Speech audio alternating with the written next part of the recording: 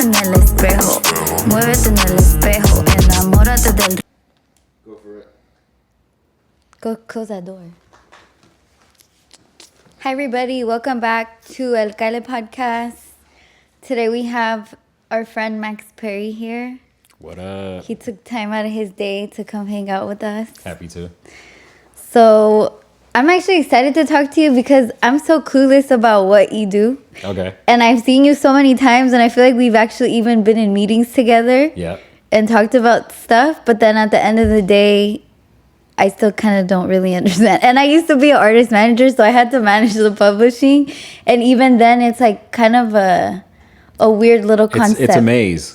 It is, right? And it's actually designed that way because, you know, the people who really run this business, they own it. And what we get paid is the slivers that they distribute to us. Mm-hmm. So the less proactive we are and the less we collect on behalf of ourselves, because of, you know, legislation and the rules that are in place, they get to reappropriate that money.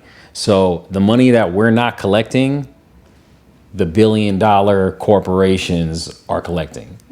So it's like, you know, we got to get ours. We can't just let someone else take forfeit. Yeah, it's gonna crazy. Get taken anyways. So, like, you know, what I do, I started out as a producer. I'm still a very active producer, engineer. And then in 2018, I started intellectual property collections, and we collect royalties on behalf of songwriters on the publishing side. Who knows what that means? So we're gonna get into it.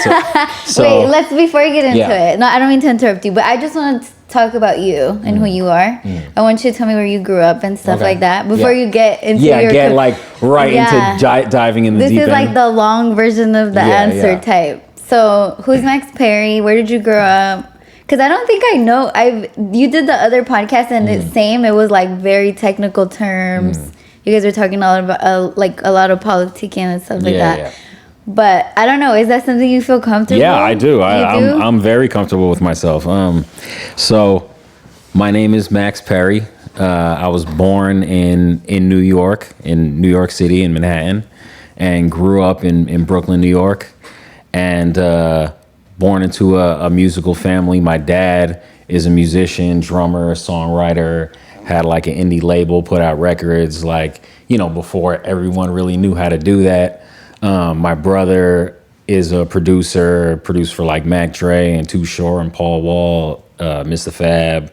My uncle is definitely the most successful one out of all of us. He's, you know, got 100 gold and platinum plaques in his house. Multiple producer of the year recipient, Trustee Award recipient from the Recording Academy, produced for the Beatles, Temptations, Carly Simon, did Rhythm of the Night for El DeBarge, tons of people, Pointer Sisters. So it was just natural for you to fall. It was, yeah. Well, what's cool is like, no one ever really forced the music thing on me. I really kind of wasn't too into music, like making it until I was about like 15 or 14, 15, 16, like, you know, rolling with my brother to like different spots. Like that was the first time I've been to the Grill Studios, which I run now. Was like 14 years old, like didn't make music yet. So you're born and grew up in New York? In Brooklyn, yeah. In Brooklyn. Yeah. And then your family was here? No, my family was in Brooklyn, grew up in Brooklyn till I was about 24, 25. My parents still live in New York. And then, kind of my whole life segued when I started making beats. I was probably like hitting a spot where I was being a knucklehead and kind of getting into trouble and stuff like that. And then my brother recommended that my parents get me some music equipment, and he was like, just get him an MPC and you'll never hear a peep from him again. And that was, close to 25 years ago. And it definitely like put my life on path. But I grew up, roaming around backstage at concerts with my parents that were dragging me there in my diapers, like running around like a crazy little kid. And I was super immersed in the music. So you started with your MPC? Started with an MPC, yep. MPC and a couple different keyboards, a Korg Triton, a Yamaha Motif came later, and then Proteus and like other little sound modules and stuff like that. And you started making music? Yeah. Started making music when I was 16. And in New York? In New York. And I was living in Rockaway, far Rockaway at the time with my parents. That was like right before I moved out. Because when I was about 19, they bought a house upstate. And I immediately told them that I wasn't coming with them. I'm moving out. So I got a little 1-bedroom apartment. I was like the first one out of my friends to have their own apartment, which was cool. Just on the music grind, staying up till 10 a.m. every day, making beats, and just grinding. Started producing for like Dipset was like the first big artist I produced for. Hell Rail, 40 Cal, Jim Jones, Jewels. Damn. And like that's a roster. Yeah, like man, especially like I'm still a huge Dipset fan. Like, so like, working with them like right out the gate was like really kind of like a dream come true. You know what I mean? So that was really dope, and still have great relations with them to this day. Freaky Zeke, we actually do his publishing, and hopefully have the other guys come on as well. And what made you move or consider being in the Bay Area? So my brother was probably like the biggest factor in me being in the Bay. I was born in New York. He was born in Berkeley, and when he was about 18, moved back, and he was a rapper, producer, and I would come out here kind of just to like visit my brother, like not even like on some music stuff, and like met a lot of friends through him, and like people that are still friends with me to this day, like 20 plus years later. And the Bay Area had such a unique marketplace where people were actually participating in a real independent marketplace, where in New York there wasn't anything like that. There was just like the top of the top, and then like people that were on the bottom trying to get up to the top. But there was really nothing like in the middle. There's no room for upward mobility. It's just kind of like you either make it or you don't. So, and this was before like I was really doing music professionally, where like I came out here, I'm like, I can probably sell beats, because I would come out here, visit, make a bunch of music, sell some beats, buy records, come back. And I was like, I can probably support myself on my music out there.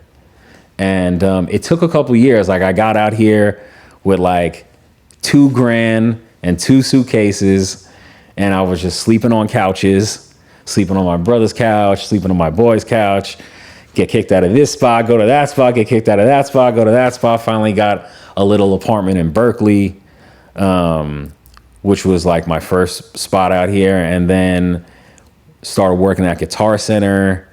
That was my last job in like 2010. Dang. I was a super slacker over there. I was just going home, every day, and just, I was just making music like on every lunch break, and I was just like, my head was super into music. And I was even getting placements while I was working at Guitar Center. I'm just thinking like, this is not for me. And at a certain point, I got fired. My boss was like, this is going to be the best thing that ever happened to you. And it was true. And I was grinding ever since. I started working for this company, Wash House Music, which was real instrumental in like a lot of Mac Dre's career, and also like Vital, who's an artist I work with closely, and J Boog, and started engineering for Wash House, started producing for Wash House, and that kind of helped me segue into doing music full time. While I don't do music for the money, it's a unfortunate just reality of life that in order to survive, we need money. Like there's no way around it. And like engineering and all that stuff like really helped me keep the lights on for years. And it's like, it's all about diversifying and not just be so hung up on doing one thing. Don't spread yourself thin where like you're not as great as you can be because you're doing a bunch of things, but diversification is super important,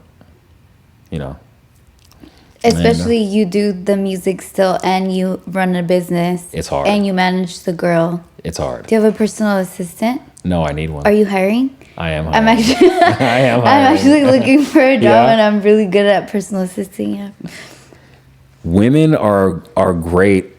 Like, I'm not the most organized person in the world. Like, women are great organizers. Like, women will make everything better. You know what I mean? Well, our brain is just, like they can carry babies and stuff like that. It's very nurturing. You know what I mean? Yeah, for sure. Yeah, so I can imagine. Can you talk to me about like the culture shock coming from New York? When you're talking about it, I imagine I'm Catholic, so I imagine you going through the trials and tribulations.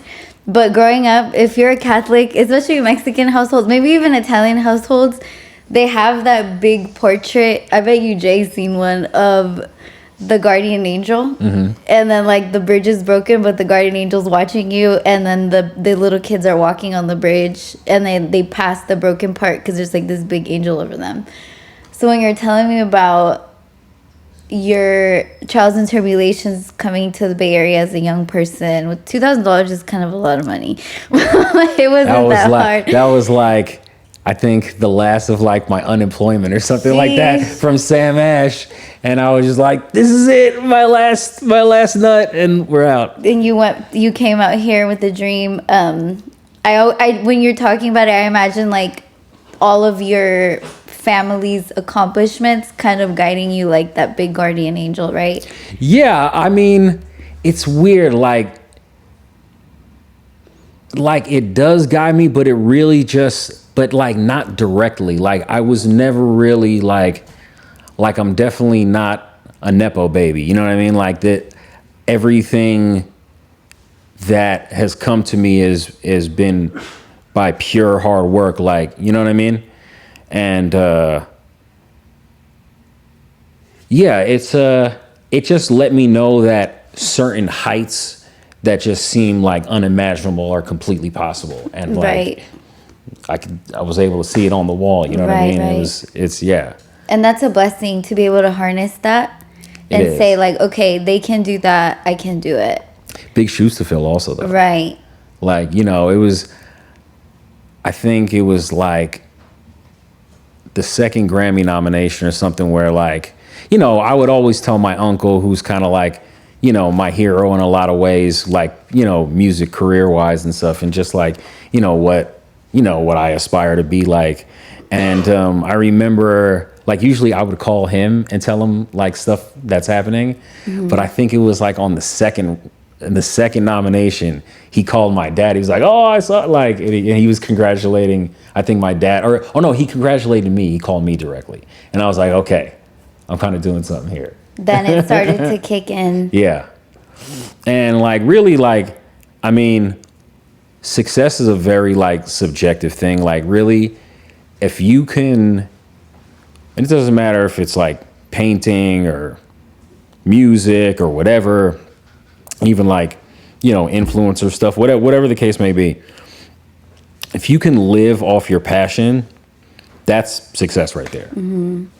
Like not even having a surplus of dollars. Like let's just say it takes $3,000 to cover all your bills and literally you make $3,001.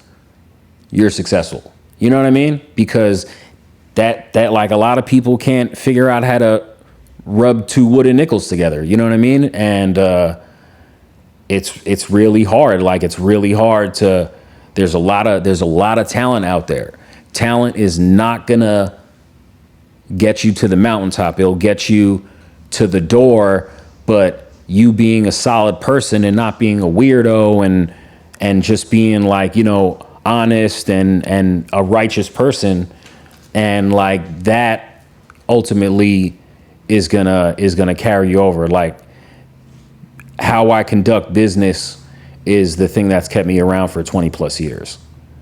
And, you know, it's not always about the talent. It's about figuring it out, however, whatever concoction may bring that. You know what I mean? And yeah. It's a long journey. A lot has gone into it. That also just determines the type of people that you're going to keep around at the end of the day. I'm cutting everyone off these days.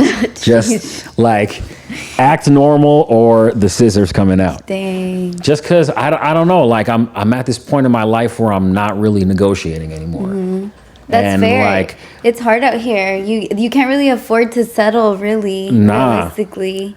And you know, you got to go with your gut. And you know, like I know what has to be done. I'm a very unapologetic leader, and you know, as long as goodness is in my heart and I keep doing good, I don't want to hear nothing from nobody. Like either help or get out the way. And you know, we've been doing great things. You know, just in the last week we put 200K back into the culture, which, you know, I don't really know many people that are doing that. And like for years, I was searching for someone to do that for me, and I had to just step up and be that person. And, you know, we need more infrastructure out here. Like, that's the only thing that's gonna make the larger markets respect us. Because right now, like, you know, they look at us as like, you know, sideshows and bipping, and like this shit's not what's up. You know what I mean? Like we need to stand for something a little more honorable and something a little more worthy of respect in order for, like I said, the larger markets to treat us as such. Because like, you know, there's a lot of talent out here, like tons of talent. Like there's so much dope creativity that not only comes out the Bay Area, but has came out the Bay Area like since the 60s. Right. And like, you know, there's so much stuff that happens out here culturally that the rest of the country and the rest of the world even like totally just jacks from the Bay. And, but it's all like, you know, when like, you know, you might like an artist, like the Bay Area is like an artist that's got like problems that like they can't keep their life together, so it derails their career. And we got to start with certain like, I don't know, certain life things first. It's hard because there's a lot of poverty here. And the system is failing us. Exactly. So the system is perpetuating that poverty cycle. And, you know, I probably don't want to get too heavy on like the political stuff, but like, yeah, it's hard out here in Cali. Like, you know what I mean? It's not like under 100K, you're low income. That's crazy. Yeah. Like, oh my God. Are you joking? Yeah, like literally 80K, you're broke. What do you mean? That's what's crazy. going on here? It's pretty intense here. Okay, so so you're saying that the Bay Area was very attractive because of that middle part where you're not at the top, but you're not at the bottom. There was a thriving independent market. Also, the Bay Area is kind of New Yorkish a little bit. Oh, like, for sure. You know, there's like, you know, there's parts of, like they say like San Francisco's like Manhattan and Oakland's like Brooklyn. And yeah, I don't know. There was just a certain aesthetic to the Bay. I mean, the Bay Area is beautiful. Like there's no denying that. But yeah, it was like, you know, it's hard to go from 0 to 10, which is like, you know, like a record deal.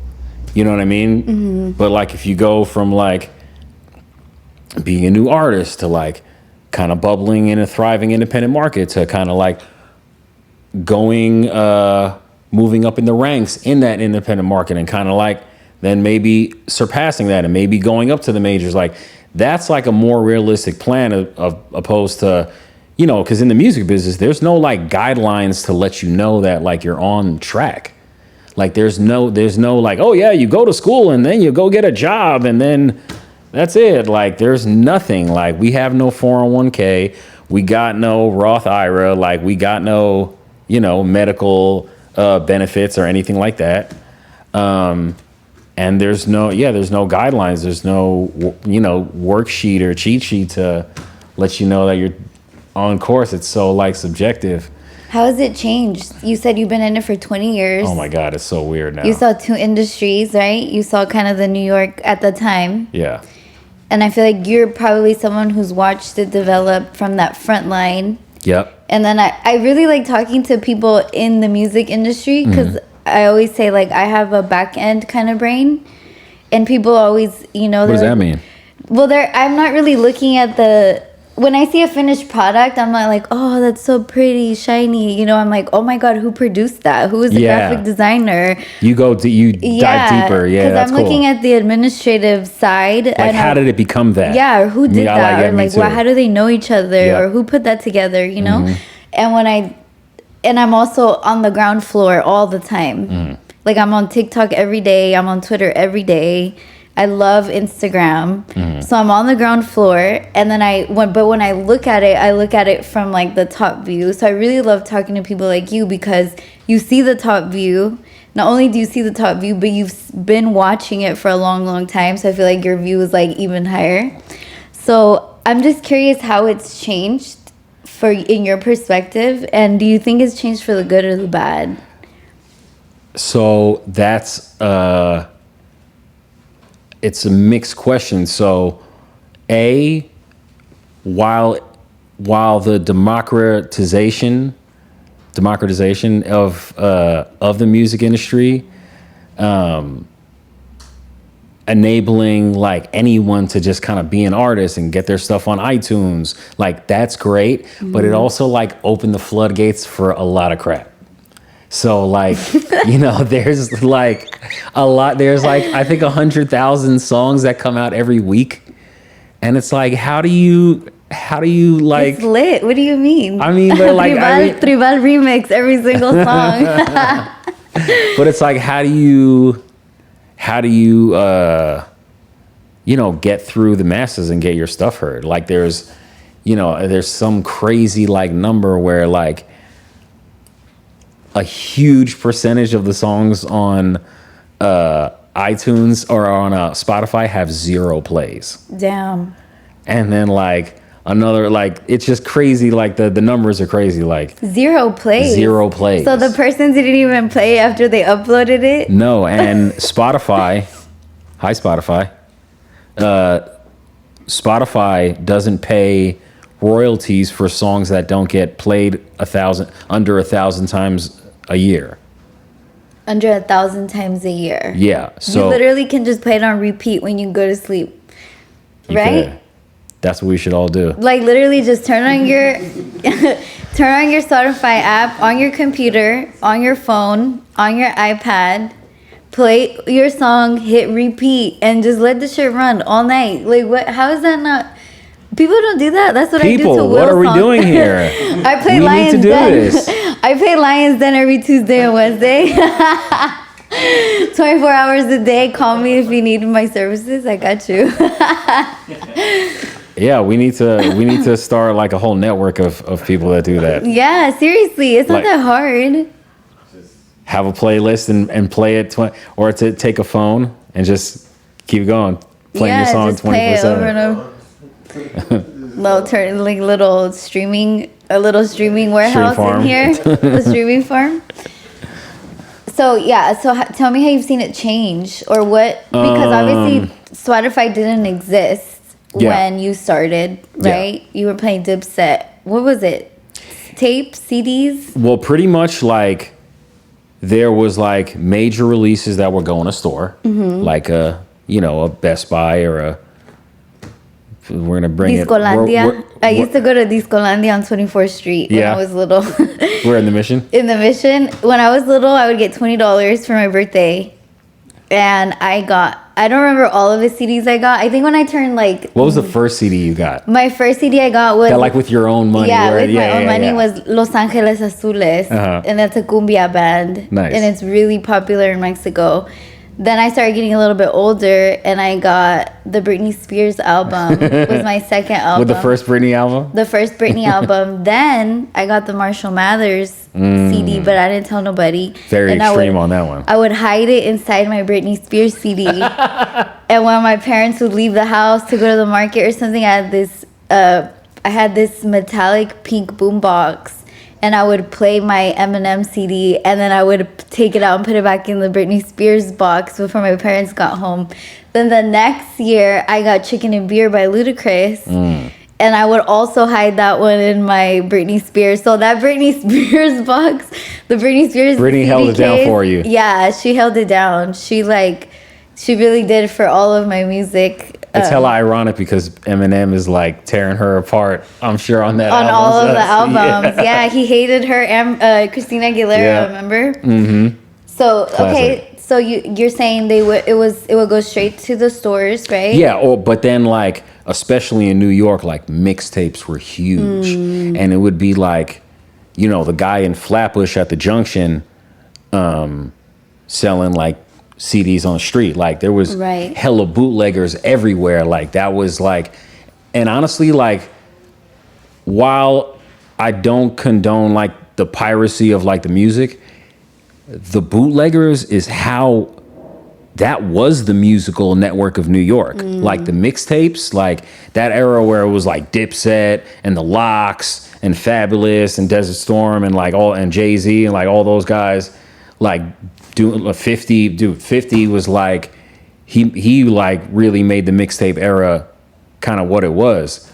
And there was stuff that was on those mixtapes that you couldn't get anywhere else. Like there was, you know what I mean? And like stuff that would be like, 50 over this beat or Jadakiss over this beat. And like, you would even like, these records would go from like freestyles that would be on like, street mixtapes that would hit the radio.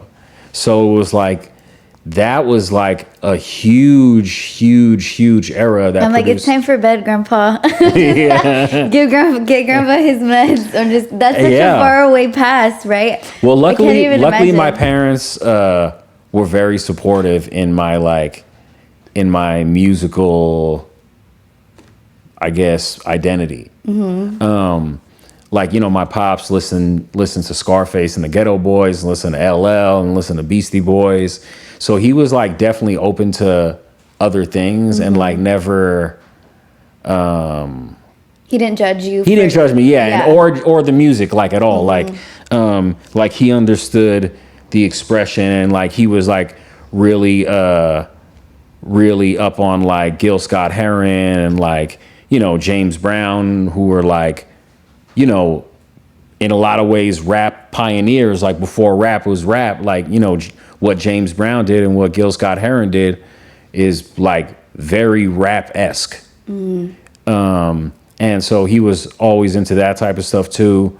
And man, I'm still to this day trying to pinpoint my first rap album. Like the first one of the, like I got a group of albums that I can pinpoint as like my early albums that I bought myself, which was like Snoop Dogg, Doggy Style, Warren G, G-Funk era, and the Brat, Funkdafied.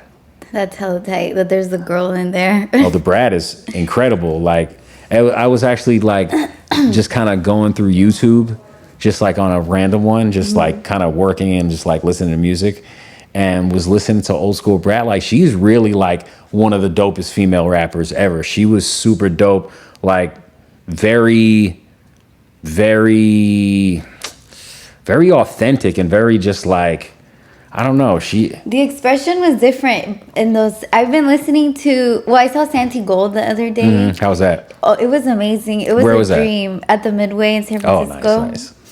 And I've been listening to like Tara Wack recently and Doechii. I love Doechii. She's super dope. I feel like they have that kind of like really dramatic delivery, like really intense. Well, I feel like, you need guts. I was going to use another word, but you need guts. You know what I mean? Like, that's really what it takes. It doesn't matter if you're a man or a woman. Like, it takes that gut to just be like, this is it. And like putting that stamp down and like not being like timid with it. You know what I mean? And like, I feel like not all female artists really possess this. Like Beyonce, like, possesses this like crazy, where she's putting her foot down, like she's not playing. Foxy Brown, Lil' Kim, even like Eve, and as far as like earlier, but yeah, it really translates when a female artist like really is, I don't know, intense is probably not the right word, but it is intense. But just like, I guess, unapologetic. Just impactful. Yeah, definitely. Unapologetic, for sure. So those are your first albums that you bought with that your I own can money? that I can remember. I know Naughty by Nature was in there somewhere. I know Biggie's first album was in there somewhere. I know Tupac stuff was in there somewhere, like Me Against the World. Onyx's first album. When like the first time I heard Slam, I think my neighbor played me Slam, and I was like, damn, what is this? Like, they're screaming, like, you know what I mean? Like, Onyx was intense. And that I just, and my brother obviously loved hip hop, and my older brother, you know what I mean? It's you always want to be just like your Of course, I'm doing everything that big bro's doing, Right. So the trajectory from album sales, Out the Trunk, and then Napster, okay. Made everyone panic.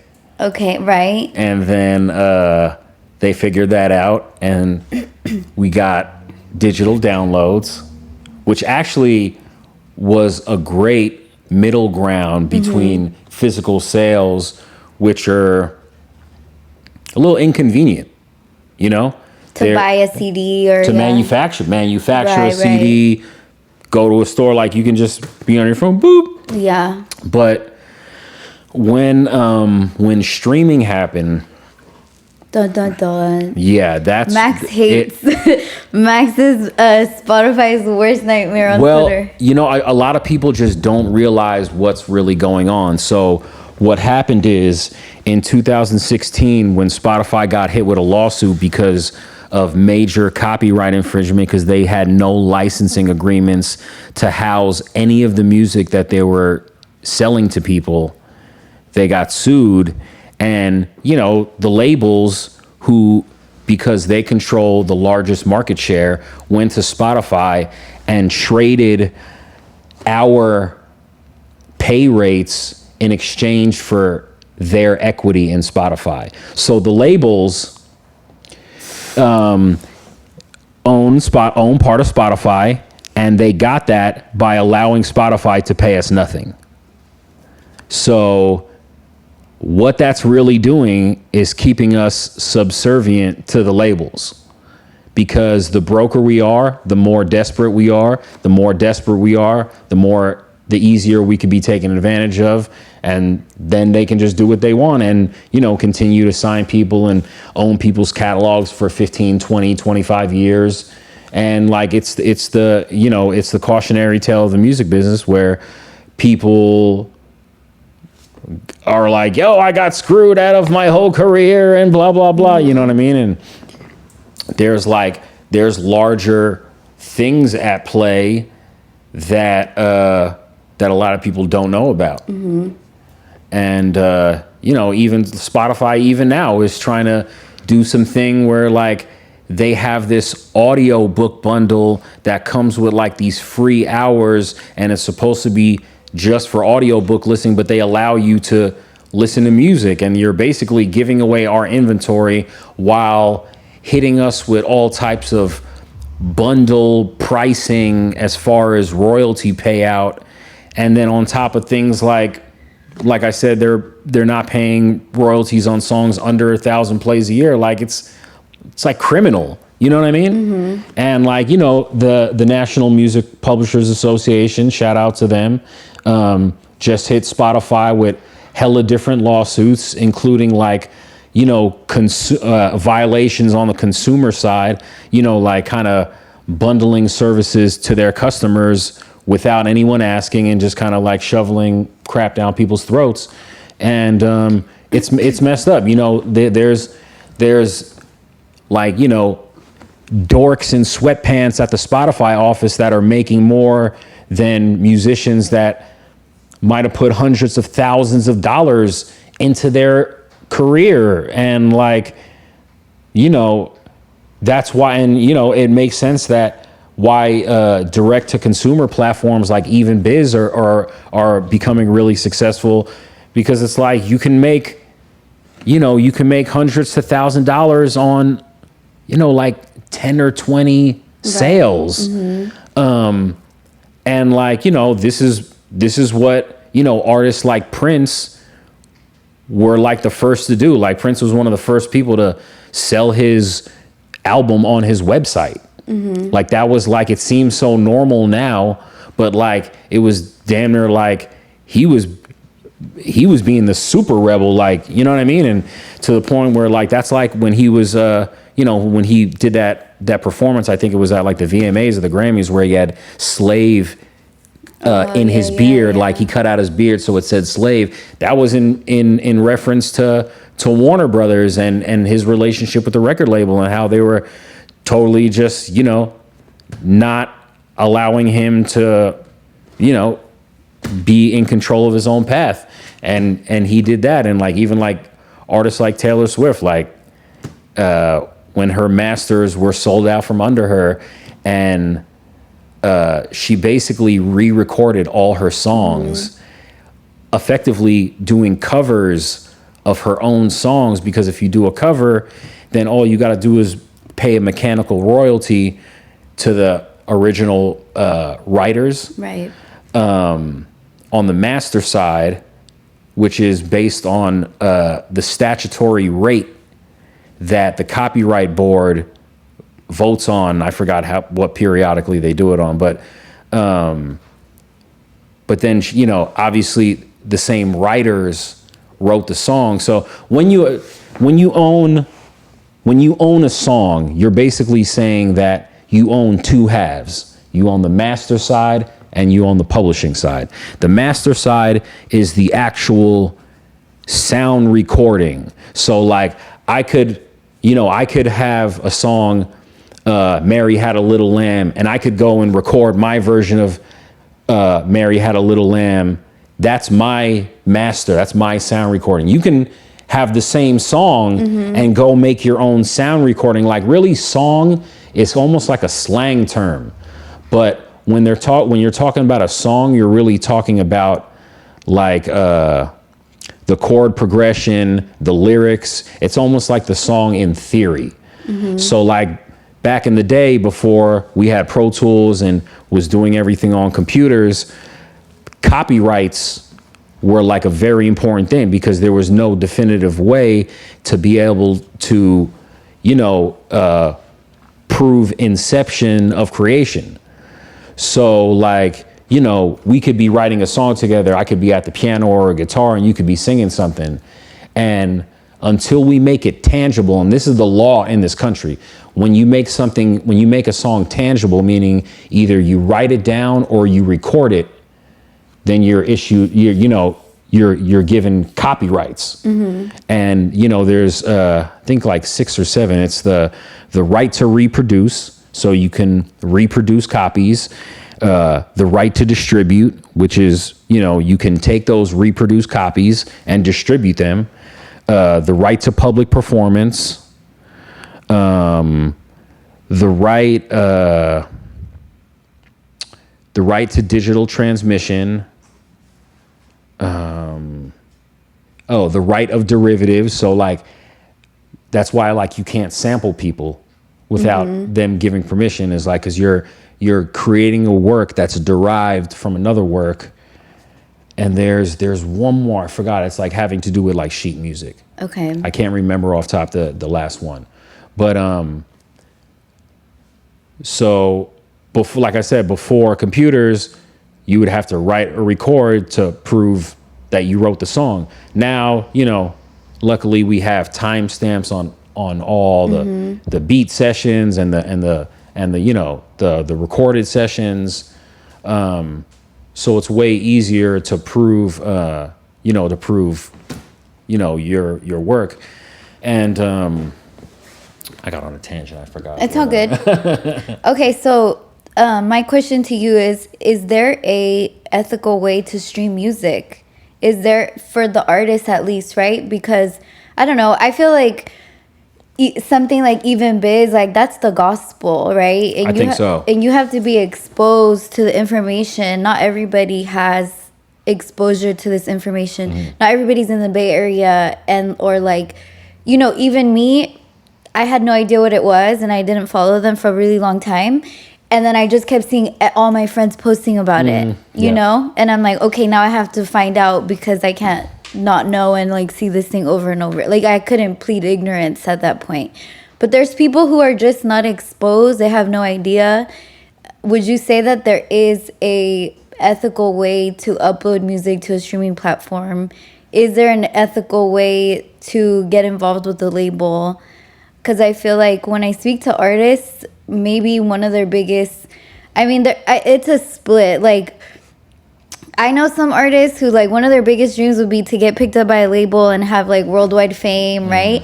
And then I have other friends or artists that I know that their biggest dream is to get bought out of their deal and fuck the label and like never talk to the label ever again. So there's that huge divide, and I think it all has to do with education. If the people that are so desperate to get out of their deal had this information prior to signing the paperwork, they probably wouldn't have signed it, or they would have had a different lifelong dream. So in your perspective, do you think that there is an ethical way to get involved with that or go about that? So I would say that the streaming is one issue, and then the labels is another issue.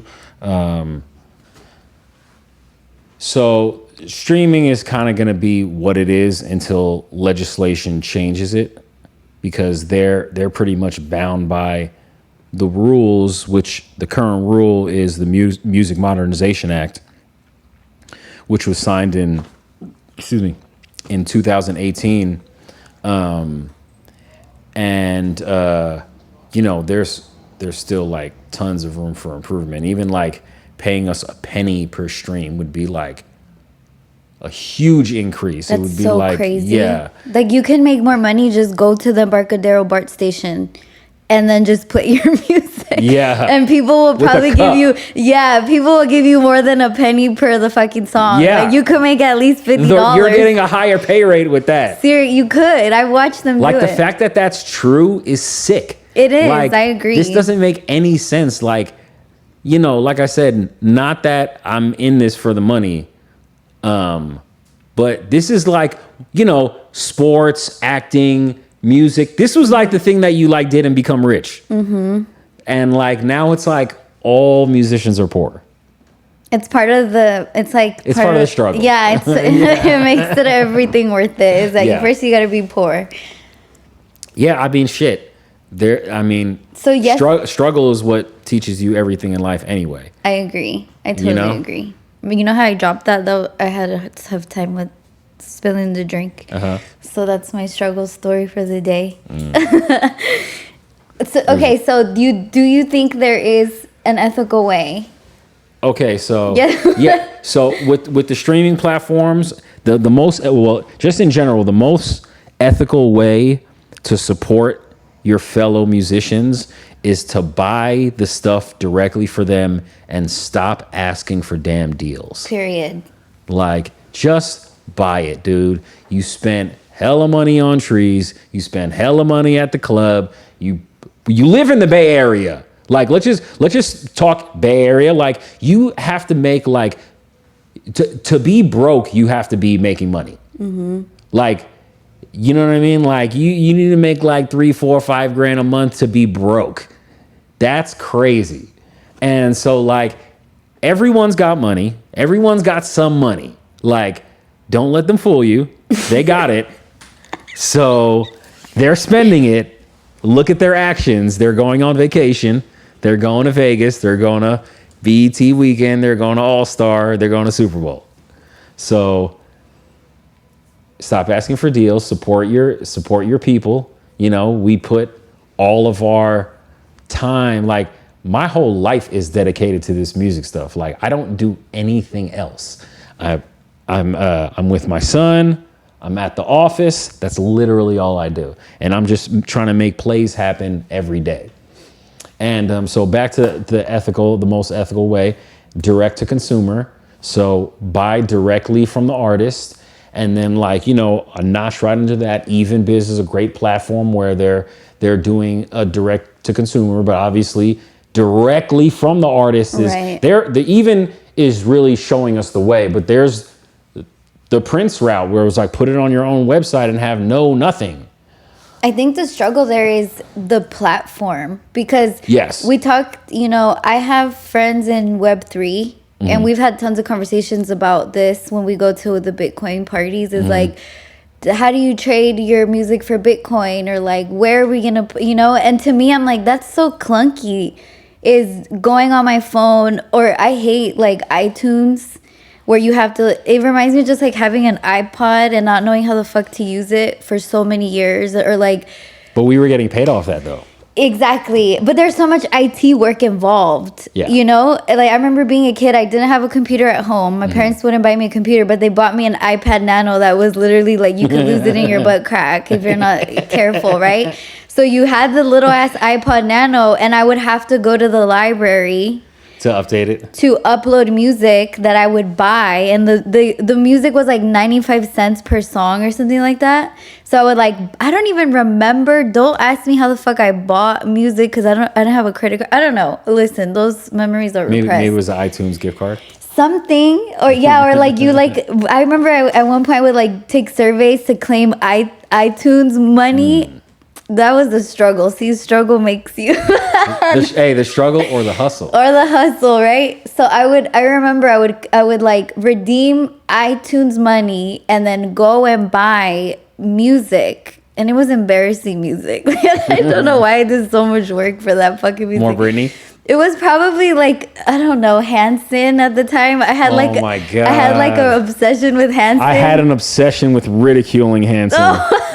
Oh my God. Although I think I just saw like a video of them performing like lately. I wouldn't be dude surprised. was like, I don't remember what was going on, but I remember something vocally about what was going on really impressed me. Yeah. Like he was hitting like a falsetto or something. I was like, damn, Hanson's kind of fucking rocking now. They were icons. I loved NSYNC at the time. Like, you know, oh my God. Or like, just, you know, I'm a girl. It's girl things. Yeah.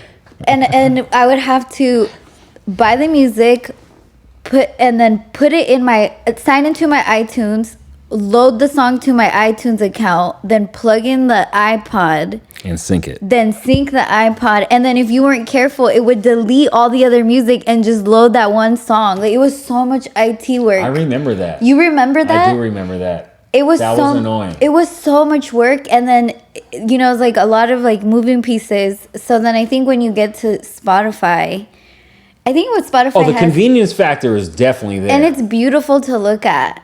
I'm somebody who but it's like at the expense of a lot of other things, our entire existence. So when you're buying from the artist, because you said that's the most ethical thing.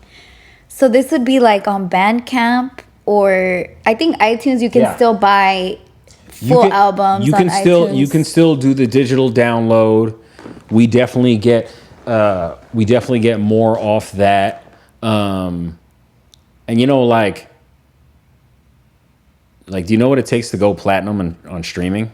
A lot, I bet. 150 million streams. Holy shit! That's kind of like an unreachable. That's like $2. That's like an unreachable like kind of plateau for a lot of people. I mean, that's like I have some songs that I was the engineer on, that have like kind of like up those plays. Like I recorded something on Post Malone's first album, and I recorded Paramedic for SOB, and like, but I don't have any other songs like that have like hundreds of millions of plays. Like it's kind of a rare feat, and you know, like a digital download is worth 150 streams. Okay. Because a digital download is 1-to-1 like a physical sale.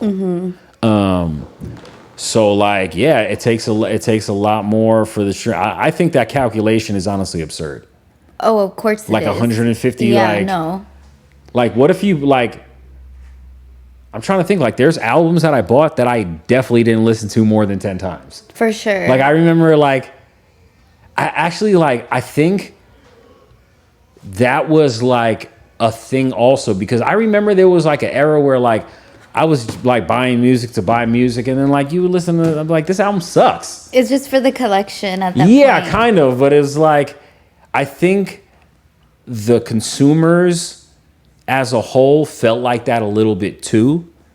And I feel like, you know, the convenience of like, oh, I just want to go listen to my 3 songs and just listen to those like a million times. Which kind of sucks, because let's just say like, you know, you would have a gold album, right? So back in the day when you would go consume music, you would basically go to a store, buy a physical product, or I guess just physical product, because by the time it went digital, you can buy individual songs. So if you wanted a single song, like unless it came out as a single, you had to buy the album. So like, let's just say you're a producer on a song that was like the worst song on the album. Oh man. So now, like for instance, like I did a song on the Kodak Black album, Back for Everything. I did 2 on there. One of them actually was, besides like Super Gremlin, which carried the album, you know, my song had like pretty good plays on it, but like it wasn't Super Gremlin. Right. So while I can get a plaque for the gold album because Super Gremlin was on there and it had like hundreds of millions of streams, I'm not getting paid like a gold album because it's all individualized and you're getting paid off just what your song did. Versus back in the day, if you were, you know, if you had something on Thriller and it was the worst song on Thriller, you're still getting paid for all those sales as if you had the best song on the album. And, you know, like it definitely like hurt a lot of people's pockets in a lot of ways, like, you know. And while we still can get like the little accolades, which is cool, the gold plaque, you know, that's, we got to hold on to the little trophies that we do get. That's a big trophy, a plaque. Come on. Well, I just mean like, no, it's a huge That's a huge accomplishment. That's a big flex. That's a good run of Instagram posts. That's a lot of likes. It is, yeah. It's a good one. It gets the crowd going. If that, right? Doesn't pay the bills. It doesn't pay the bills. It actually costs. It is a bill. Like I've paid up to $1,000 for plaques. Damn. They are expensive. Okay, so you make the money from the album or the streams, and then you pay it back for the plaque. Allegedly. Stop. Yeah. you make the money maybe one day. One day. They owe you at this point. And then they don't give you the plaque. Jeez. Yeah, like you definitely have to buy the plaque. You have to get approved to buy the plaque. This could all take months. I've seen it. I've had it take months. Yeah, those things are expensive. Jeez. I've lightweight haven't ordered all my plaques just because it was like, do I want to spend $5,000 on plaques right now? That's so intense. Why would you have to buy the plaque? That's so cheap. I can't believe this. Labels. Dang. Come on, labels. Yeah. Okay, so they need to take care of us better. Tell me how you feel about AI. I'm not worried. You're not worried about AI? Everyone is freaking out. Like, freaking out. I was just at Music Biz in Nashville this past May, which is like a huge conference from like people on the business side of the music business, like all the publishing companies, all the labels, all the tech companies. And like, oh my God, if I had to sit through another AI panel, I was going to freak out. Yeah, it's a lot right now. They are freaking out. Like, I'm not worried, to be honest. Like there are tons of like incredible AI tools that we can, use to our advantage. It's the same way that they were freaking out over Napster. You know what I mean? It's the same thing. One thing that I've learned is they will figure out a way to figure it out. You know what I mean? Like they'll figure out a way. They'll figure out a way to make it work. I don't know how. They don't know how, but it will happen. Yeah. Someone will come up with the idea and then it will be like, it'll be like the thing. Right. Like we'll be working with AI like, hey, give me a piano loop in C minor at 96 BPM. And it'll be like, oh, well, here's 10 versions of that. And I'm honestly looking forward to that. Yeah, you got to know how to use it, right? Yeah. You know that Drake, Hey There, Delilah cover? I thought that was a real song. Do you think it's a real song? I thought it was a real song. Or do you think it's AI? I don't know. I thought it was the remix to someone's song. It's Hey There, Delilah. No, I know, but like... But then he did it like in patois or something? I know, but I'm pretty sure, correct me if I'm wrong, but like, I think that was a remix to someone's song that he hopped on. I think that's real. Because every time I didn't like, to answer the question, I didn't really like that one. I don't like that. I didn't like the song. And I like the original song. I really like the original song. Hey There, Delilah. I love the original one, yeah. But I was okay, just confession. I never heard the whole song. But the parts of it that I've heard in the clip sound so much like AI. Like, it doesn't sound like Drake's voice. It sounds like it's fake. So I was just curious if you knew if it was real or not. For all other people out there, please never put Crody in a song ever in life. That's so funny. Ever in life. Don't do it. There's certain words that don't belong in song. Like what? Crody? Crody, definitely. Damn, I don't remember. Just things that just don't. Do you know what phonetics are? Yeah, I do. Like how words sound. That's a very important thing. Yeah, I agree. Like how that, and which completely explains like why like things like mumble rap and like Future are relevant, because it's really not about like what they're saying. It's about how it sounds. I'm very familiar with that. I worked in the Mexican music last year, like really in it. And then, so I was really excited about the Mexican music because obviously I'm Mexican. My first language is Spanish, all these things.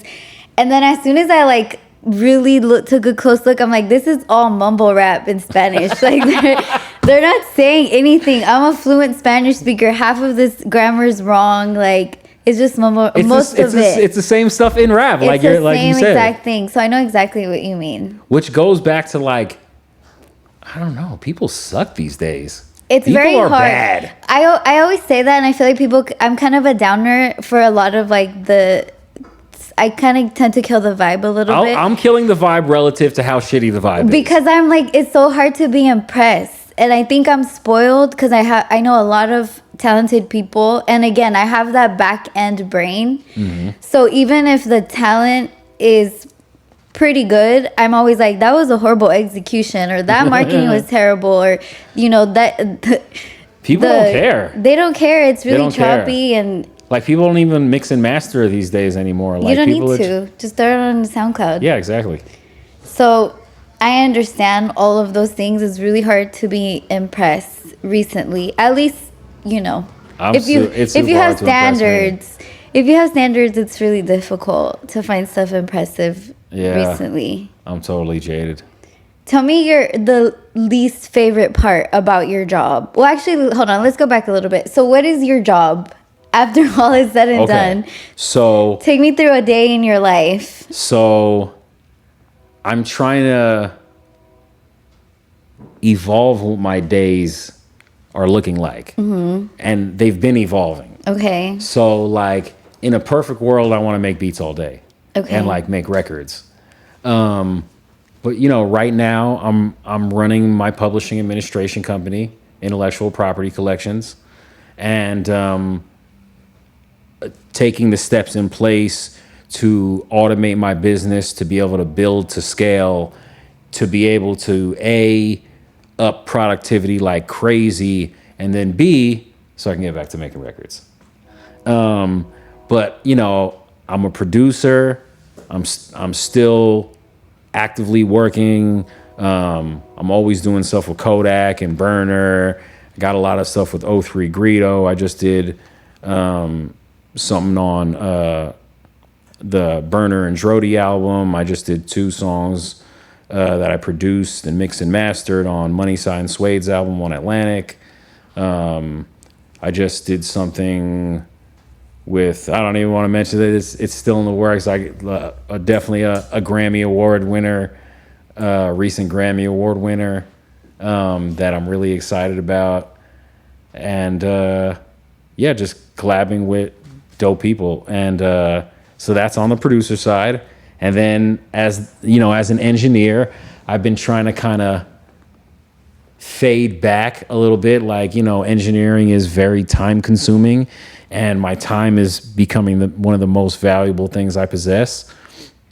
And so really, like, kind of like, I hate to say only doing like label work or like higher paying mix jobs. Mm-hmm. Like, recording is really not my thing. I'm a complete space cadet. I want to be able to go walk around, mm-hmm. take a phone call, cat off for a sec, roll a doobie, go to the bathroom. I might want to go get something to eat or like whatever. Like, I want to be able to bounce around and kind of be a free spirit a little bit, which you can't do that. You cannot do that as an engineer. You are at the mercy of your client. You better shut the hell up and just okay, that's it. And just, you gotta be, your head's gotta be on a swivel, and you gotta be quick, and you gotta pay attention, and you really can't cat off. And I want to do all those things. So and like, mixing is cool because I can kind of still do that. Mm-hmm. I could be at home in my boxers mixing and like be on my own time and have no one there, and like just take my own time and so there's that. Producing, engineering. I also run the Grill Studios in Emeryville, California. I'm the studio manager there. I was also one of the head engineers there from like 2013 to 2018. Came back in 2022 to run it, and my office is there as well. And then running my company, we have like, over 130 clients all over the country. I got clients in Northern Cali, in SoCal, in Hawaii, in Vegas, in Texas. I got a bunch of clients in Detroit. I got clients in New York. I got clients in Miami. And just really trying to just do more good, just trying to put more money in people's pockets and provide a situation where they're properly represented by someone who's fair and honest and really busts my ass to give them the kind of experience that I would want. So what do you do? Publishing? Okay, let me see if I know, okay? But I probably don't. So. Okay, so you record a song, mm-hmm. and then you it has a lot of splits. You don't have to be signed to a label to sign up for publishing at all. Not at all. And you do this through like IBM, Is that where you set your publishing? IPC. IPC. Mm-hmm. No, but there's the other. Oh, is IPC? Oh, BMI. BMI. Yeah. I have. I'm dyslexic a little bit. Okay. So BMI, ASCAP, CSAC, right, and Global Music Rights. That's where you set your publishing? Well, specifically what those are performance rights organizations. So they collect performance royalties on the composition side. So remember we were talking about the two sides, the master side, which is master, the sound recording, and then there's the publishing side, which is like the publishing, the composition. It's all, the same thing. It's like decomposing the song and certain parts of it. Well, like the composition of a song. So remember when I was saying like a song is a slang term, and like what a song really is like the chord progression, the lyrics. So it's like the things that the song is composed of, like the meat and potatoes of the song. Right. Which is why we can all do our own versions of the song. We all kind of play it differently. We might sing it a little differently, but it's still the same song. So once it's up and it starts getting played, then everybody runs like seagulls to try to get a piece of it. Well, it's good to do that before the song comes out. That way, when the money drops, it just goes to all the right places. No one has to deal with each other's stuff. Right. But there's more than just performance royalties. So BMI, CSAC, ASCAP, and GMR collect performance royalties. There's also mechanical royalties. So mechanical royalties actually started back in the day, like the player pianos that would play by themselves, and it would be like a scroll that you like pop in, and it has like the little notches. Right. So when I forget what legislation, I don't know if it was the Copyright Act, but there was basically a mechanical royalty that generated per manufacturer of one of those scrolls. And so that's where the mechanical royalty, and then it transformed into the mechanical reproduction of the actual CD, like the manufacturing of it. And now, even though like streaming and digital downloads is an instantaneous thing, it's still, in a sense, an instantaneous manufacturing process. So it still generates a mechanical royalty. Okay. And so each country has a different society that collects mechanical royalties. In this country, it's the MLC, Music Reports. Those are two companies that collect on different versions of mechanicals. And then there's also like, micro sync royalties that are associated with YouTube. There's performance royalties on the master side, which is collected by Sound Exchange.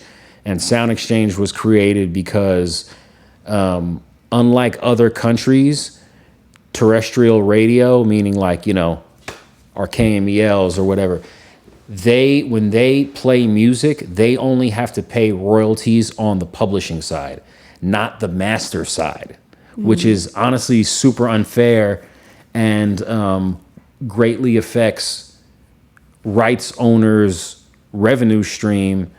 And there's some legislation that I think is trying to get off the ground called the AM/FM Act, and it's like the American Music Fairness something or other. I can't. Are you sure it's not AM/FM radio? No, it's the A. Well, that's what it was from, but it's called the AM/FM Act. And damn near, I'm gonna have to go to the phone to hit a quick Google because I want to be grammatically correct. But that would basically make radio stations pay for the use of the master, which is the actual recording of the song. So Sound Exchange was created, and they pay performance royalties on the master side from specifically like XM satellite radio and non-interactive streaming like Pandora, like anything where like you can stream it, but you can't interactively choose the specific record. Okay. Where like on iTunes, you can be like, hey, I want to listen to this Rolling Stones record 1,000,000 times. And with Pandora, it's kind of just an endless mix. Right. So that's where the non-interactive comes from. But let's see what the AM/FM Act stands for. The American Music Fairness Act. Okay. Yeah, that's what it stands for. And so, you know, hopefully that changes.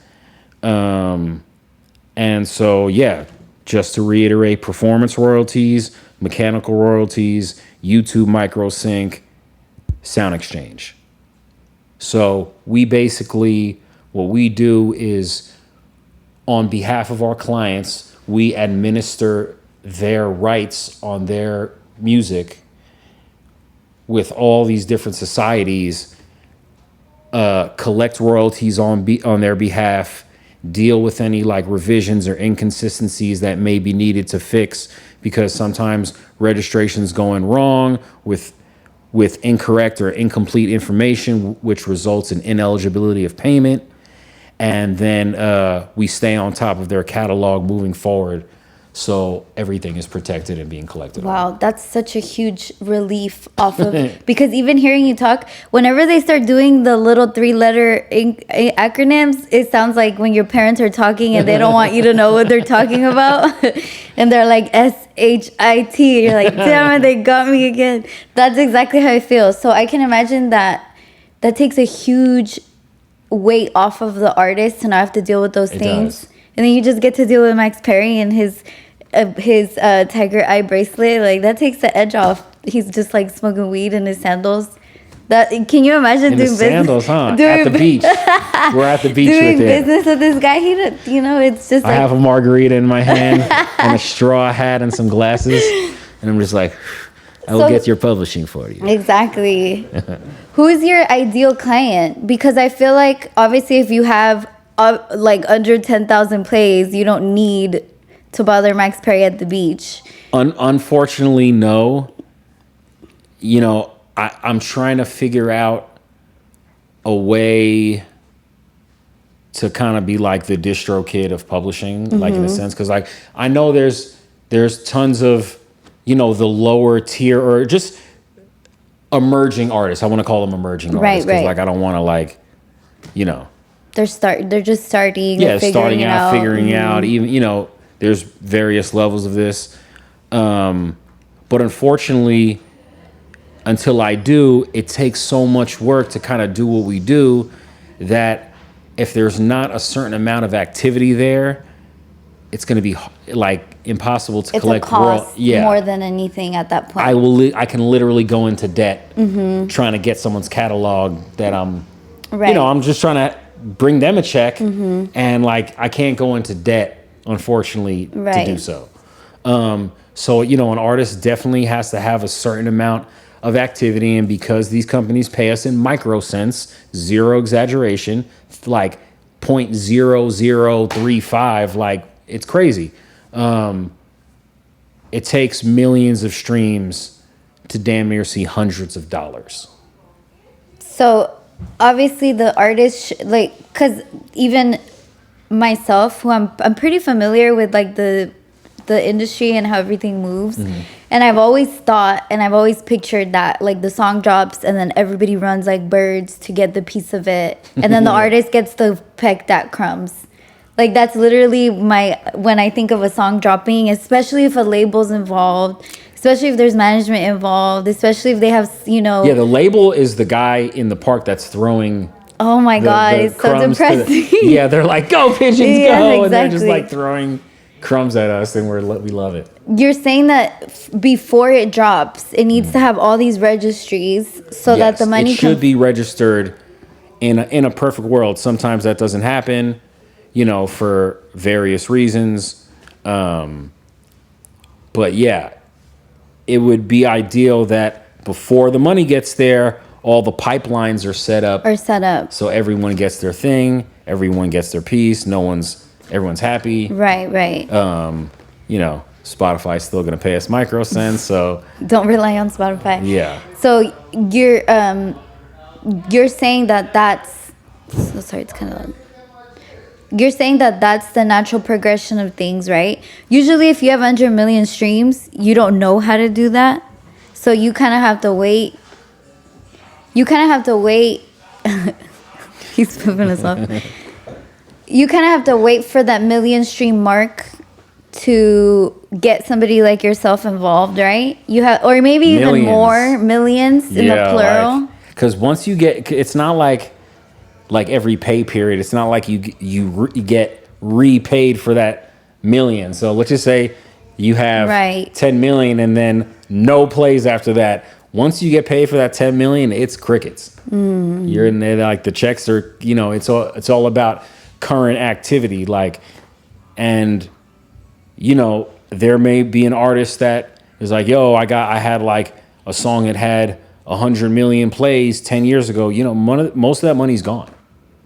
Who takes it if they haven't claimed it for themselves? So it gets reappropriated. Like there's different things, like there's market share payments where like the people, like on YouTube, like the people who own, the market share get market share payments. And even like BMI and ASCAP, like the reason why we get paid is because there's licensing fees that come from restaurants, from nightclubs, from venues, from anyone who has music in their business. They have to get a license for all that stuff. And, basically it's blanket fees that are being split amongst all of us. And depending on how much our activity, our music has, that kind of is relative to how much market share we own, which is relative to the payout.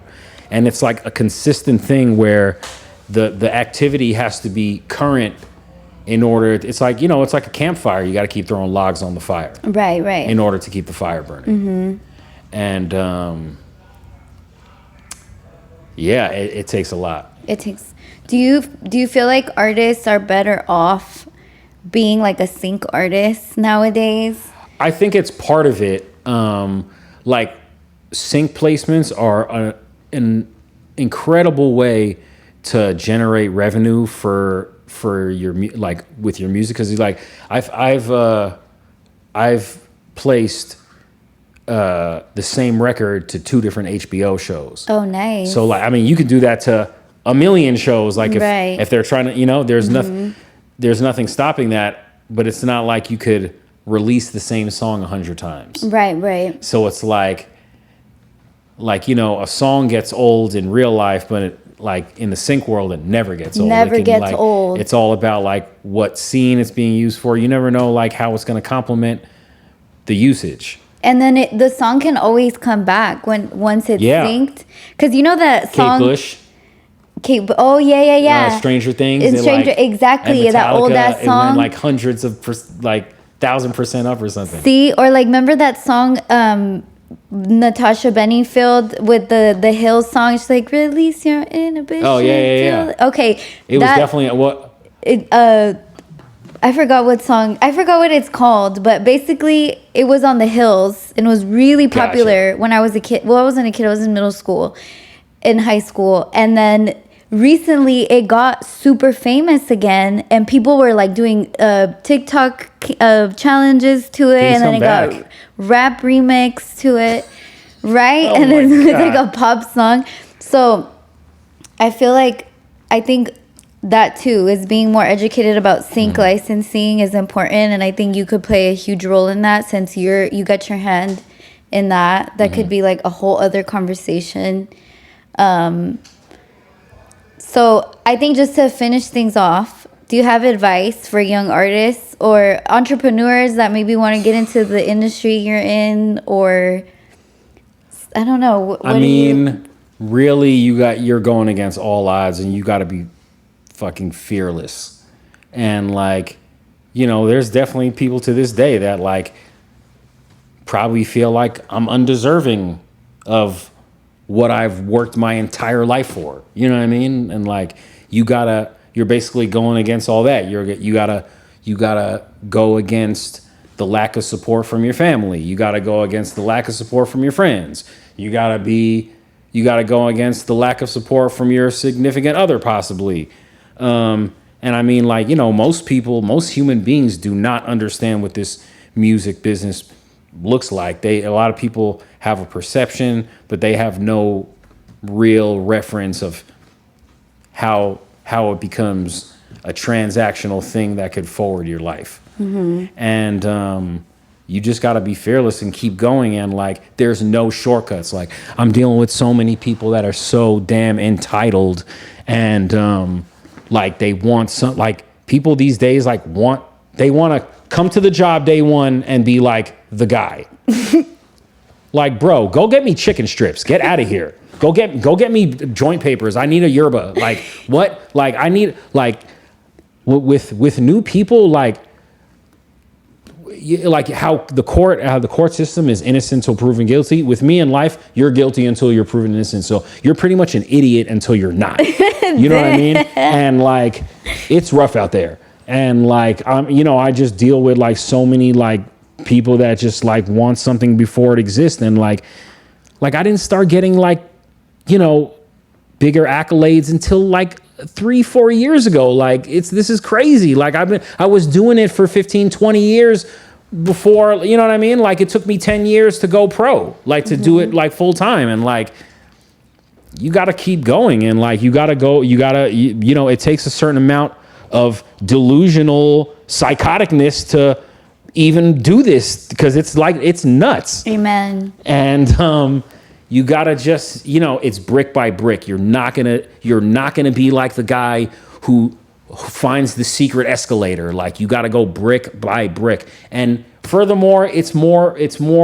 satisfying and more fulfilling when you did that and you finally are getting like the props that you deserve. You know what I mean? And the recognition that you deserve.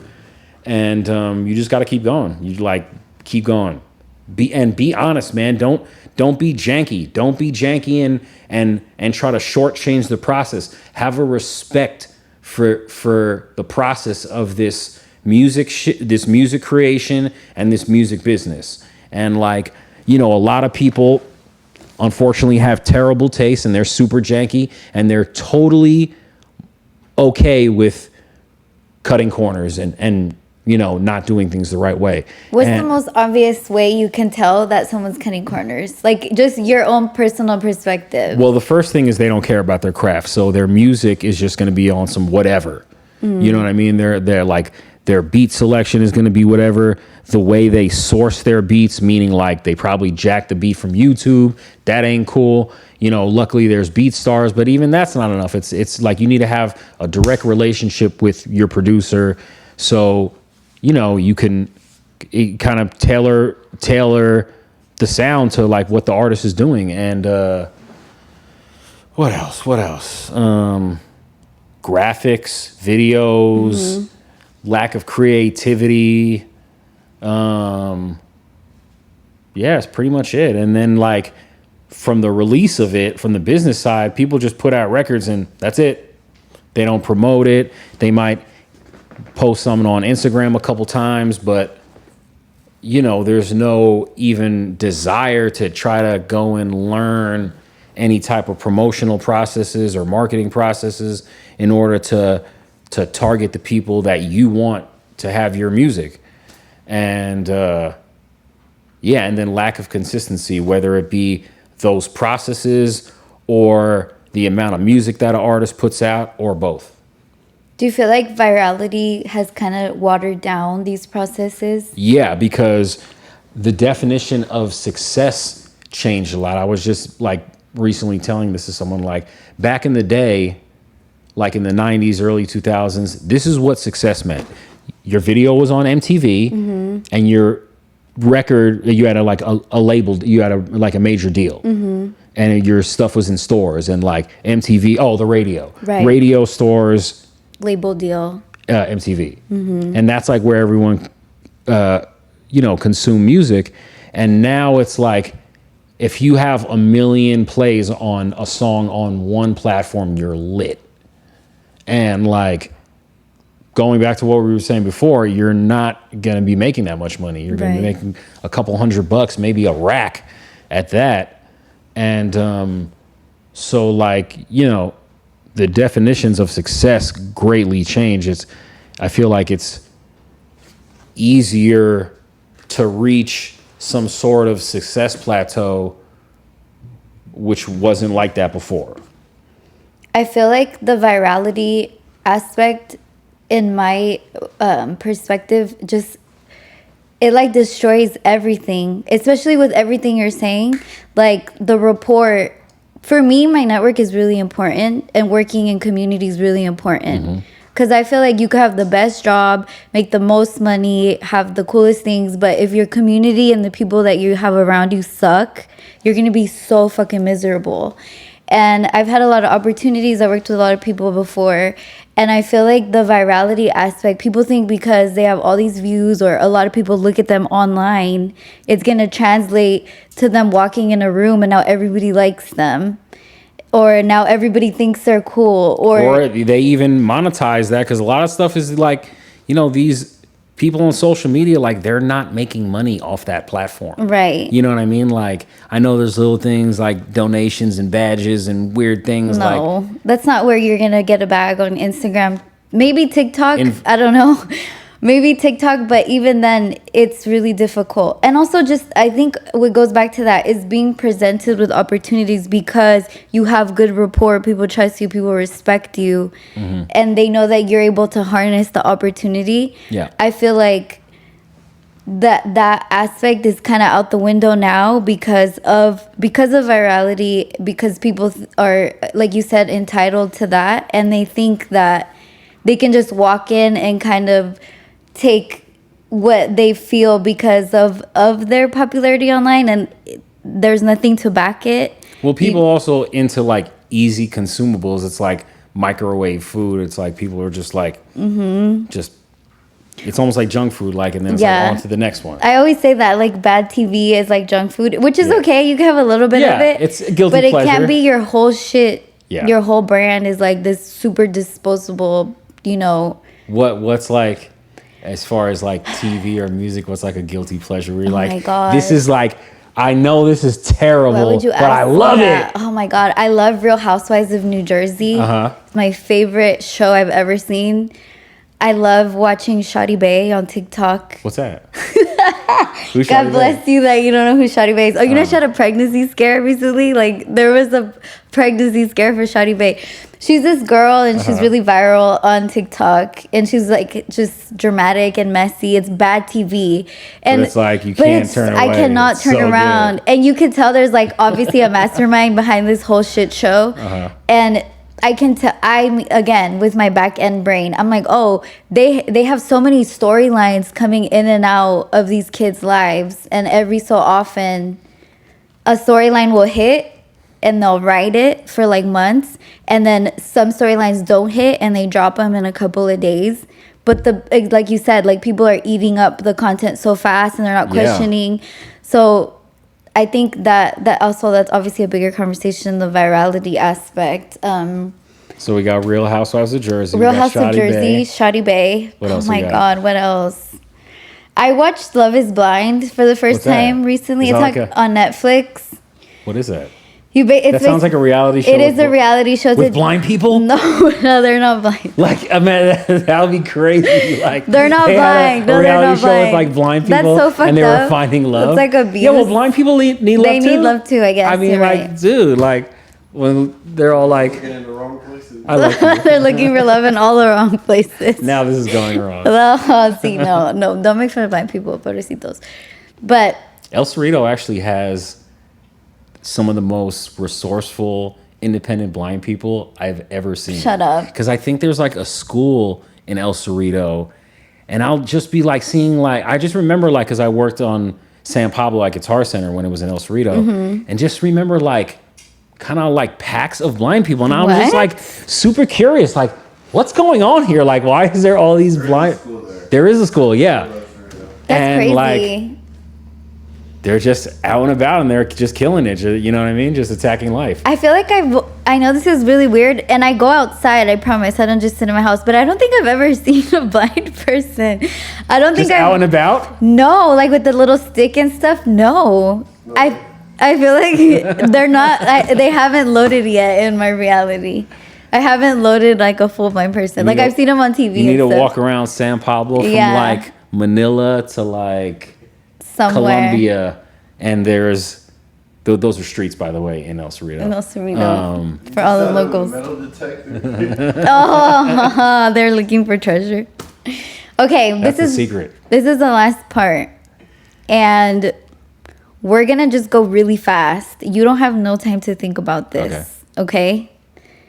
And don't be like, we're just gonna test. So it's you. just like it's like spitfire questions. Yeah, it's like with like the ink blot when they like. Yes, exactly. So you just have one. So second. I gotta say the first thing that comes to your mind. Okay, what's your favorite fashion trend for women?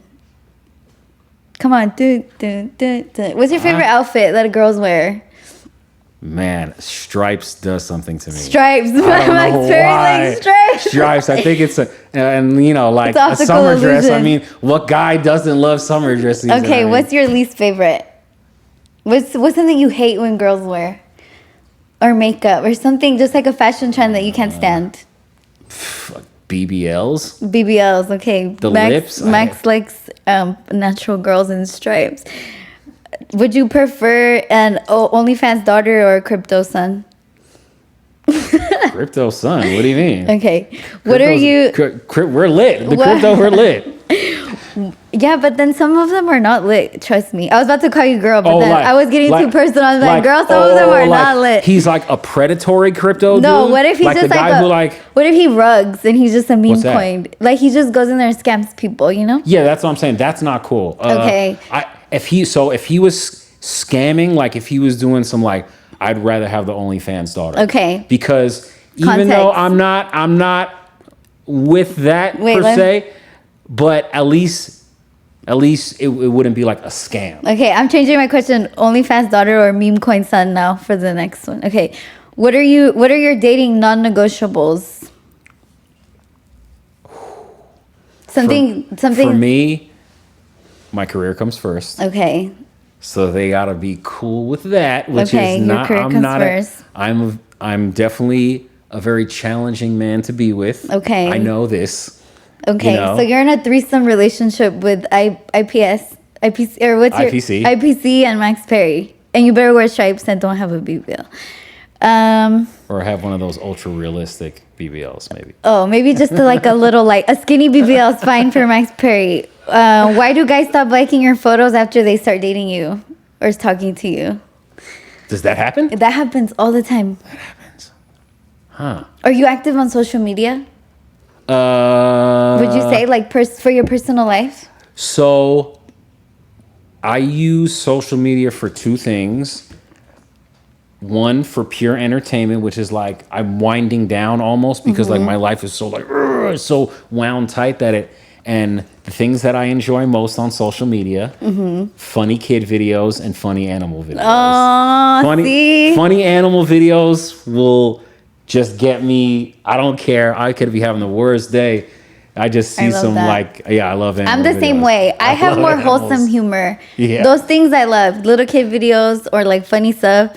But, sometimes you have to strafe. I saw some video earlier of some baby being held by, it was like the mom's friend. And she had like big boobs. And like the baby is like looking at the boobs like, and he had the craziest range of emotions. First, he was like in love with the boobs, and then he was like about to cry, and then he was like mad, and then he's back to in love with, and you see the range of emotions changing every second. It would crack me up. Supposedly, when men look at boobs, it's like taking a hit of cocaine. So maybe that was the baby's first hit of cocaine. Damn. Yeah, I could agree with that a little bit. Okay. Do you bring flowers on the first date? Yes or no, Max Perry? Yeah. Yes, he's lying. He thought about it for too long. Well, I just, you know what? What honestly, what I was thinking about is this girl that I was dating one time, and she literally did not like flowers. Oh, she's lying. She's lying. No, I think she was weird. Girls like that give girls like me and all the other girls a bad name, and you weaken the brand, bitch. If they're buying you flowers, that means they're gonna buy you a bunch of other stuff. So do not deny the first gift. Shut your ass up. Yeah, shut your ass. Go with the plan. Take the fucking flowers, bitch. Flowers are nice, right? Flowers are What's your favorite nice. Flower? My favorite flowers probably like white and pink roses. White and pink is my roses, favorite. Yeah. I like the different color roses. Like The different color roses. Like usually when I go for the rose, like red's cool. Yeah. But I like to be different with that. Red is like a little too grown. Like I don't think I'd be comfortable with red roses on the first Like date. yeah, It's like something a little too light. intense. Yeah. Like whoa, third But maybe anniversary. What's going on? Exactly. Like a pink and white rose. Like that's cute. You know. Okay. What's the craziest DM you've ever gotten? Like that you've ever gotten in your DMs? I mean, it's a range of things. We have the fake watch scammers? the scam watch my OnlyFans to the virtual fake person, and then we have the you know what my favorite one is? Yo. Oh God. Like bro, yo. did you just yo me? I do. Don't yo me, bro. Don't try to yo me into a business transaction. I'm gonna literally delete your thing. And then there's just the ones where people who want money. That's always a good one. Mm-hmm. And then I'm trying to remember some good juicy delusional ones where like you're insane. I can't remember a good one, but you've gotten crazy ones. I remember I've gotten crazy just like ones. The audacity on some people, huh? Yeah, for That's sure. most like of it. Send me beats or give me money or do something for free or okay. I don't know. Let's see. How much do you tip on average? Do you tip 20%? 20%? Yeah, at least. Yeah. When you're shopping I feel like to go on that, but like, so I have mixed feelings about this. Okay. I feel like tipping culture is out of control. Okay. Out of control. Like, dude, I'm not like if I go and like, hey, can I pay for this yerba? I'm not tipping you. Yeah. There's no service involved. But then I also think like, man, I'm so fortunate and so blessed to be in the position like, you know, I'm not struggling as much as I want. It's always a struggle, but like, you know, I remember back in the day, like, or even like 5, 6, 7 years ago where I'm like, whoa, rent is on Tuesday and I have zero clue what I'm going to do. And like somehow the universe just presents itself and becomes bountiful and I made it work. But you always tip 20%. I feel like, I could be doing that. I could be busting that table right. and shit might suck. Right. And like, you know, like it's kind of like paying it forward. I feel like it's you have to, especially in America. Yeah. If I'm out with somebody and they don't tip, I judge them. Especially if they tip 20%. like 10%. I'm like, why did I always tip at least 20%?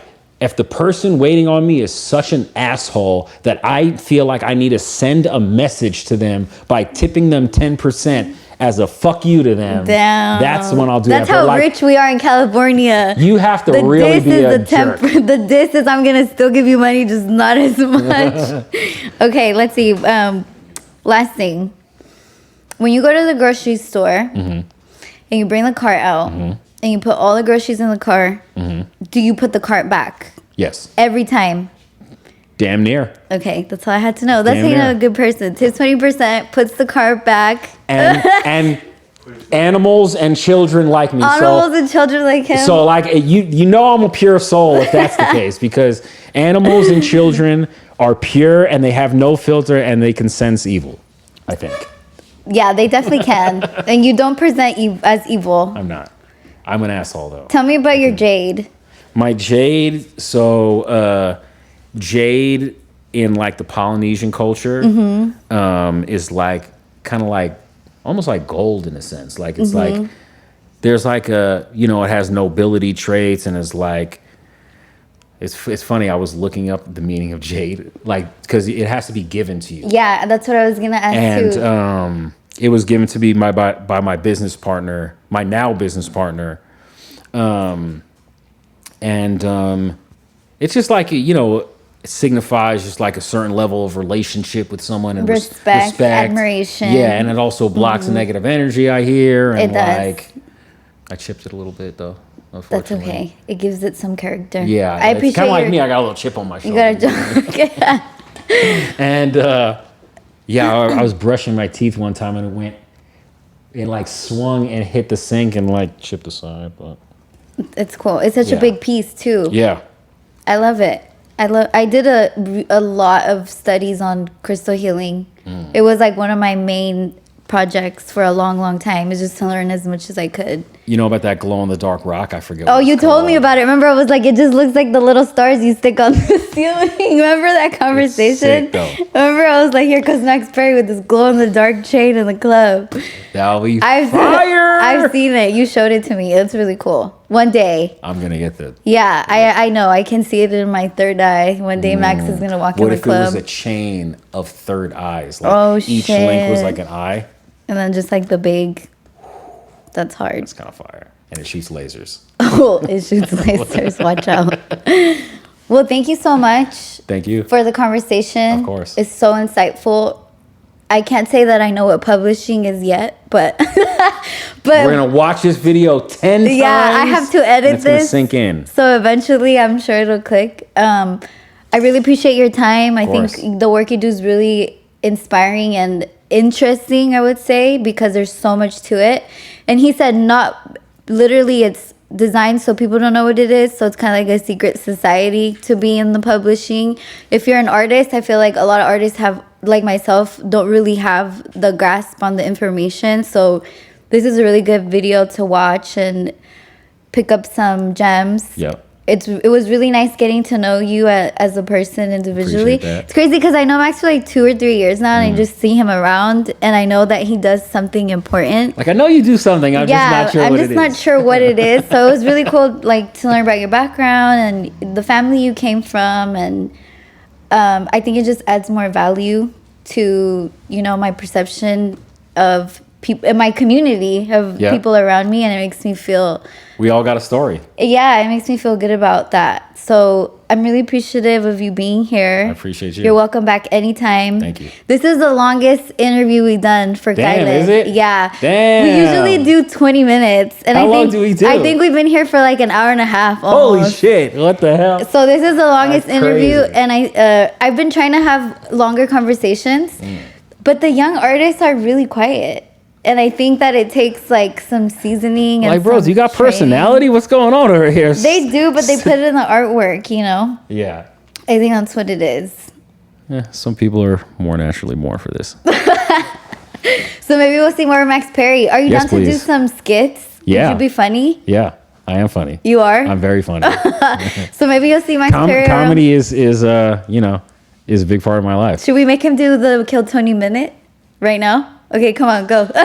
Kill Tony. Right now, let's see if you had 1 minute for your stand-up. Oh, I can't do stand-up. That's a whole other thing. Max Perry. I said I'm funny. I didn't say I'm a stand-up comedian. He's not that funny. He's not that funny. Yeah, I'm Too many animal kid videos. Actually, I am that funny. I'm just not funny like that. Okay, you have a different humor. Yeah. We'll think something up. We'll think of something up. I'd love to have you on again. Let's do it. I have like so many ideas for skits.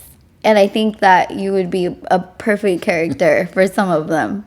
You know what? You know what's crazy? You know what one of my biggest dreams is? What is it? To be in a Pixar movie. Stop. Yeah. We gotta throw you in the AI. I want to do voiceovers and like cartoon stuff so bad because I have all these voices that like. You have your Staten Island. Let's hear your Staten Island. Is that what you said? Rockaway. Where were you at? Where were you at in New York? Let's hear your. I have this one character that's almost like.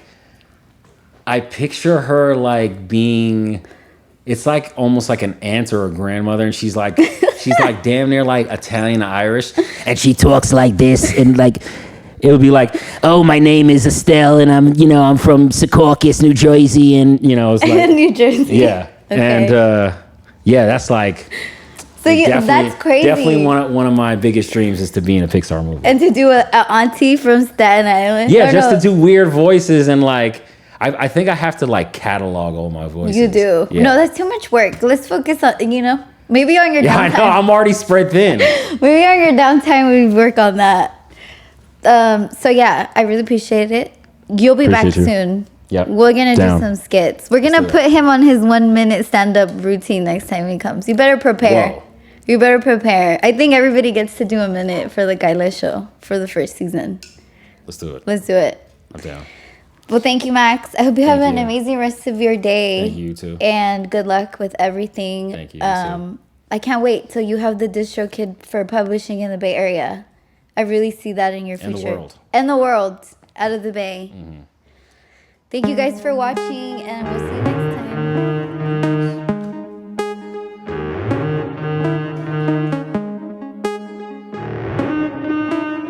Big squad wheel. Gennaro. Livianita como picaflor, original, no de remate, bate como chocolate y sirve sopa de caracol. Sirve sopa de caracol. Sirve sopa de caracol. Muévete en el espejo, muévete en el espejo. Enamórate del reflejo, enamórate del reflejo. Muévete en el espejo, muévete en el espejo. Muévete en el espejo, enamórate del reflejo. No mezclo, vivo aparte. No vivo pa' gustar. Vivo pa' gustarme. No me quiero juntar. Atrevida como Megan, potra como Ivy Queen. De esta medicina no tienes en el botiquín. Cintura de Thalía, caderas de Shakira. El baile más prendido hasta cuando nadie mira. ¿Quién me quiere conocer mejor? Pues ve y ponte en fila. Soy agua caliente, tu novia es té de manzanilla. Todo a mí me sobra, no me cuesta darte. Pero la cita conmigo misma, esa no se comparte. Livianita como picaflor, original, no de remate. Bate como chocolate y sirve sopa de caracol. Sirve sopa de caracol. You can see her from a mile away cause she loud. Muévete en el espejo, muévete en el espejo. Enamórate del reflejo, enamórate del reflejo. Muévete en el espejo, muévete en el espejo. Muévete en el espejo, enamórate del reflejo. Cuando suba la luna y baje el sol, ponle llave a la puerta, pierde el control. Pon a fulanito, es lo mejor. Esta cuarentena entró en calor. La visión más hermosa la veo con lente rosa. Aguacero de sudor, deja la vista borrosa. Sé que eres espirituosa, te tratas como una diosa. Te gusta tu propio olor, que salga lo escandalosa. Pelo largo, uñas largas, el corazón pesado, bien lo cargas. Cargas cuarzos y tiras cartas, los que no te llegan las tienes hartas. El amarte tú misma es costumbre, no conoces a la incertidumbre. Apaga la luz y prende la lumbre. Livianita como picaflor, original, no de remate. Bate como chocolate y sirve sopa de caracol. Sirve sopa de caracol. Sirve sopa de caracol. Muévete en el espejo, muévete en el espejo. Enamórate del reflejo, enamórate del reflejo. Muévete en el espejo, muévete en el espejo. Muévete en el espejo, enamórate del reflejo.